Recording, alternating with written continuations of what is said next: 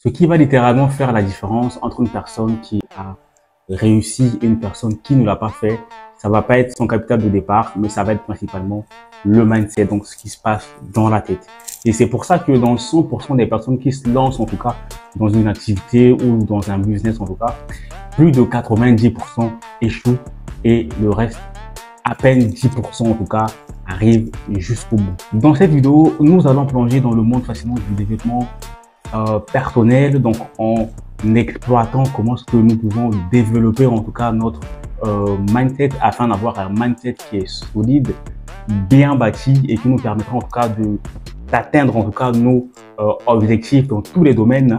Ça peut être principalement dans la vie quotidienne, ça peut être dans les études en tout cas pour les étudiants, ça peut être dans les activités, dans le business et partout dans tout ce que nous allons mettre en place. Donc si cela t'intéresse, reste jusqu'à la fin de la vidéo, mais également n'oublie pas de t'abonner, de pouvoir m'encourager et on commence tout de suite les gars. Ce qui caractérise une personne qui a réussi, ça va être principalement le mindset que la personne a développé pendant tout le processus de son activité ou de son parcours entrepreneurial. Je m'explique, nous pouvons avoir deux personnes A et B à qui on va donner un certain capital et les deux personnes vont se lancer et nous allons remarquer en fait qu'il y a une personne qui va réussir et l'autre ne va pas réussir parce qu'il y a une différence de mindset qui est là. Donc ça n'a rien à voir avec l'argent de départ. Vous pouvez prendre 100 millions de capital de départ. Aujourd'hui, vous êtes dans la diaspora, vous prenez 100 millions, vous vous dites, OK, ça, je vais aller faire du business en Afrique. Mais si vous n'avez pas le mindset, en tout cas, ça ne sert absolument à rien que vous rentrez avec autant d'argent. Parce que dans quelques années, 5 ans, 10 ans, vous allez retomber à zéro. Posez-vous des questions. Pourquoi est-ce que les gens qui gagnent au loto, par exemple, du jour au lendemain, je gagne 5 millions d'euros, par exemple, en fait. Mais pourquoi est-ce que ces personnes-là, quelques années plus tard, en fait, se retrouvent fauchés parce qu'ils n'ont pas développé le mindset de création de richesse qu'il faut pouvoir maintenir, en tout cas, la richesse qu'ils ont pu acquérir, en tout cas, facilement. Je peux le dire comme ça, en fait. Tout est question de développement de mindset et de son état d'esprit. Pour moi, c'est la première compétence avant même d'apprendre le business, en fait. Pour commencer, j'ai beaucoup parlé de mindset. Il y a peut-être certaines personnes en fait qui connaissent pas vraiment de quoi il s'agit. On va commencer par la définition. Le mindset se définit comme étant l'état d'esprit, les perceptions et les aptitudes en tout cas que nous avons développées depuis l'enfance et qui façonnent en tout cas notre façon de vivre et notre façon de penser dans une société donnée par exemple en fait. Donc vous allez avoir des gens par exemple qui sont en Afrique, qui ont un mindset qui est assez différent par exemple des Chinois. Donc ça c'est clair en fait. Donc c'est parce que les Chinois ont eu plutôt une certaine perception des croyances en fait dans leur pays qui font que nos manières en fait d'interagir ou nos façons de vivre en fait dans la société restent littéralement différentes en fait. Donc ça c'est la définition du mindset. Et il y a deux types de mindset qu'il faudrait savoir. Il y a le mindset fixe, donc non évolutif, qui se définit sur le fait que nos croyances et nos aptitudes restent figées. Il n'y aura jamais d'évolution. Donc ça, c'est l'idée que nous avons dans la tête quand nous avons un mindset fixe ou figé.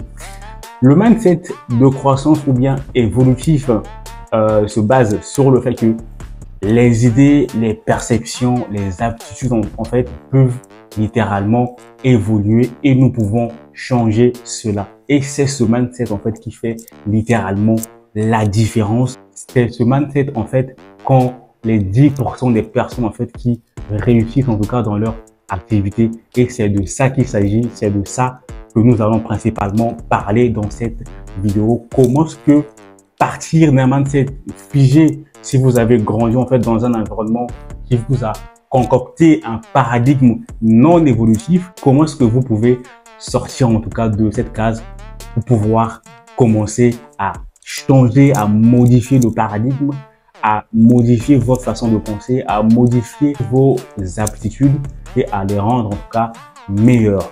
Donc c'est l'objet principal en tout cas de cette vidéo.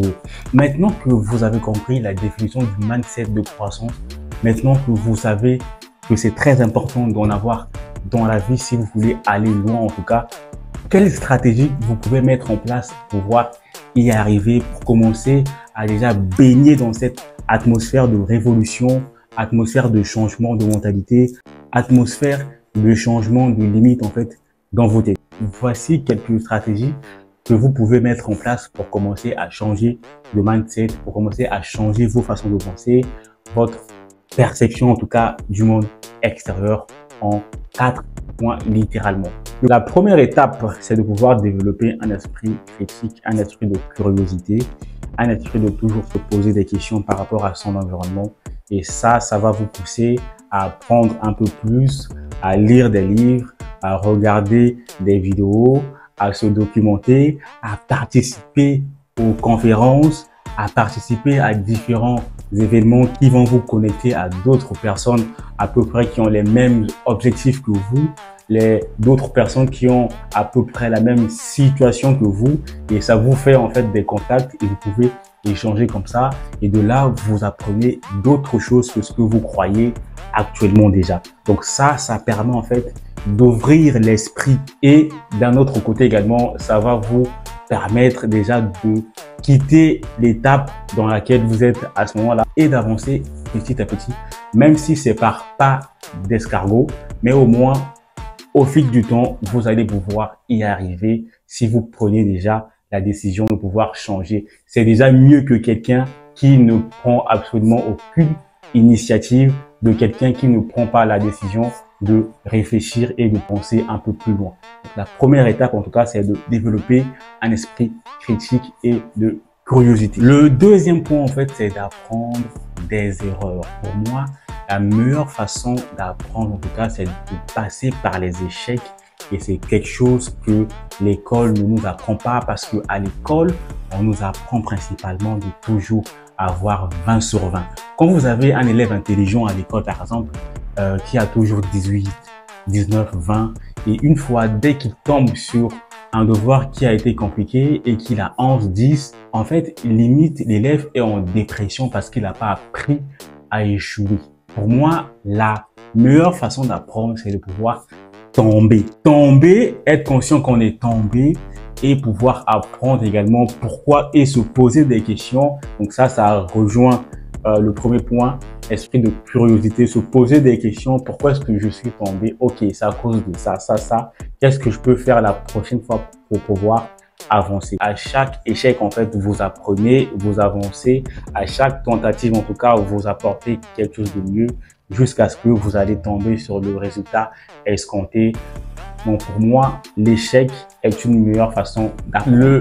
Le troisième point, en fait, que nous allons aborder, c'est de se fixer des objectifs atteignables, en tout cas, sur le temps, en fonction du temps, qui vous permettra de suivre, en tout cas, votre progrès. C'est bien d'être ambitieux, en fait, de se fixer des objectifs. Ok, moi, par exemple, je dis que sur ma chaîne, en ce moment, j'ai même pas encore, bientôt 1000 abonnés, mais j'ai pas encore 1000 abonnés. Si je me dis à la fin de l'année, donc en décembre 2024, je dois avoir 10 millions d'abonnés. On est d'accord en fait que je suis fou, même si ça reste possible, et que malgré ça, je me limite en fait mentalement en disant que je suis fou, mais c'est possible. Je sais que c'est possible. En me disant en fait que si j'avance étape par étape, je me dis en ce moment, j'ai même pas encore 1000 abonnés, et je me dis ok, au moins à la fin de l'année, je veux 10 000 abonnés par exemple. Ça, je sais que c'est largement atteignable par rapport au temps si je me donne les moyens qu'il faut, si je fonce dans la publication des vidéos et si je fais plus de contenu. Mais je sais que ça reste en fait un challenge qui est aussi mental par rapport à mon mindset, parce que il faut que je gère ça, il faut que je gère également mon activité professionnelle, des occupations par-ci par-là. Donc ça reste en fait un challenge mental, mais je sais qu'au moins 10 000 abonnés, c'est possible par rapport à 10 millions d'abonnés, qui reste aussi possible, mais non mesurable en tout cas. Par rapport au temps, ça reste assez compliqué. Donc, il faut vous fixer des objectifs atteignables et pas des objectifs fous, on va dire. Ce que vous pensez être capable en tout cas de faire, même si c'est toujours intéressant de toujours viser mieux, mais il y a quand même des limites. Il faut qu'on soit réaliste. Et dans mon cas, je sais que c'est surréaliste en tout cas d'espérer 10 millions d'abonnés d'ici décembre quand même. Mais je sais que 10 000 abonnés, par exemple, ça reste possible en tout cas par rapport à ce que je suis capable de faire aussi. Donc, il faut aussi reconnaître ses limites à un moment donné, quoi. Hein, donc, voilà. Le quatrième point, ça va être également de vous entourer des personnes positives et qui vous soutiennent en tout cas dans votre activité. Les personnes qui sont là pour vous motiver et pour vous emmener vers le haut. Généralement, quand on se lance dans un business, en fait, on a tendance à pas trop en parler parce qu'on a peur des gens qui vont parler autour de nous. Les gens qui sont limités mentalement, qui ont un mindset très bas, en fait, qui ont un mindset différent du vôtre, qui vont vous décourager en vous disant « ouais, ça va pas être possible, c'est impossible, regarde, il y a un tel qui a essayé ça ». Mais ça, c'est l'expérience de un tel. Chacun doit avoir son expérience. Et si pour l'autre, ça n'a pas marché parce qu'il n'avait pas peut-être le bon mindset qu'il fallait, mais pour toi, tu as le mindset, en tout cas, tu as développé, tu as suivi les étapes, tu as lu des livres, en tout cas, tu es très avancé, en tout cas, dans le développement personnel. Et si tu te lances, peut-être que pour toi, ça va marcher. Et certainement, tu vas pouvoir aller un peu plus loin par rapport à l'autre, en fait, qui a un mindset figé ou non évolutif, en fait. Donc, le but, ça va être de s'entourer des personnes qui ont à peu près le même mindset que vous. Des personnes, en fait, qui ont à peu près la même folie que vous, en fait. Moi, par exemple, aujourd'hui, en me lançant sur YouTube, je ne me suis même pas posé la question de savoir qu'est-ce que mes proches vont dire, qu'est-ce que mon entourage allait penser de moi. Je m'en foutais littéralement. C'est pas pour vous vexer, mais croyez-moi, en fait, cette idée n'est même pas venue dans ma tête. Tellement en fait que je me dis ça ne regarde que moi et moi en fait. Aujourd'hui, si ça marche pas, c'est pas grave, je vais apprendre des erreurs en fait parce que j'ai peut-être pas encore un mindset solide, mais je sais en fait que j'ai eu la chance en fait d'avoir une maturité très jeune. Du coup en fait, c'est ce qui m'a permis de me lancer un peu plus tôt en fait, de tester des trucs par-ci par-là et de ne pas avoir peur en fait d'échouer. Par exemple, le cas du e-commerce, là où j'avais quasiment mis tous mes fonds, alors que voilà, financièrement, c'était aussi chaud parce que c'était pendant le Covid. J'ai littéralement aussi beaucoup échoué, mais j'ai aussi appris de ça en fait. Et ça a aussi en fait solidifié mon mindset. Et c'est pour ça en fait que j'ai vraiment pas peur de l'échec parce que j'ai traversé pire que ça en fait. Je vous ai parlé du e-commerce, mais bon, voilà, c'était quasiment toutes mes économies en fait que je mettais en jeu et j'avais pas peur en fait de le perdre. Je me disais soit c'est pile ou face en fait, soit je rate tout et je perds tout, c'est ce qui est arrivé, ou soit je tente et ça marche. Bon, on a été coupé là, je suis désolé les gars. Donc pour finir un peu la vidéo, donc on va dire que donc voilà les 4 stratégies principales en fait que vous pouvez mettre en place en tout cas pour pouvoir développer votre mindset et surtout n'hésitez pas à me faire un retour en commentaire des stratégies que j'ai expliquées également. Si vous avez des recommandations surtout, n'hésitez pas, hein. Je suis ouvert à tout et prochainement je pourrais vous ramener en fait une liste de livres de développement perso, de mindset que vous pouvez également lire vous de votre côté. Donc on se dit dans une prochaine vidéo. Peace out la famille.